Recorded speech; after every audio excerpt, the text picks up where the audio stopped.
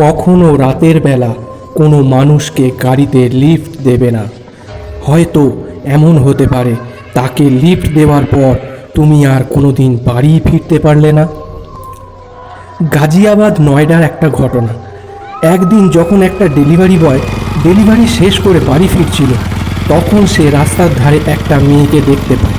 সে ভাবে তার হেল্প করবে, কারণ সেখানে একটা শ্মশান ছিল। তাই সে সেই মেয়েটিকে লিফট দেয়। গাড়ি এগোতে শুরু করতেই সে কিছুক্ষণ পর থেকে লক্ষ্য করে তার পাশ দিয়ে যাওয়া গাড়িগুলোর চালকেরা তাকে কিছু বলছে, কিন্তু অদ্ভুতভাবে সে কিছুই শুনতে পাচ্ছে না। এইভাবে কিছুক্ষণ যাওয়ার পর একটা লরি চালক তার বাইকটাকে ওভারটেক করে আর তার সামনে গিয়ে দাঁড়ায়।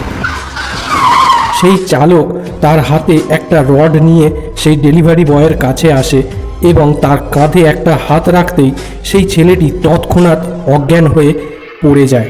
পরে যখন তার হুঁশ ফেরে, তখন সে খেয়াল করে তার কাঁধে বীভৎস যন্ত্রণা হচ্ছে আর তার কাঁধে ব্যান্ডেজ করা। সে তখন একটা হাসপাতালে ছিল।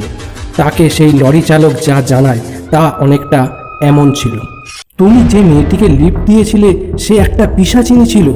সে তোমার কাঁধে কামড় দিয়ে রক্ত খাচ্ছিল।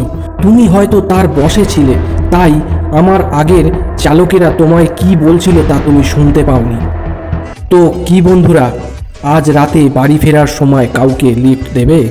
তো এমনই আরও কিছু শুনতে চাইলে আমার চ্যানেলটা সাবস্ক্রাইব করে রাখো, কারণ এখানে প্রতিটা শব্দ উঠে আসে বাস্তবের গভীর অন্ধকার থেকে।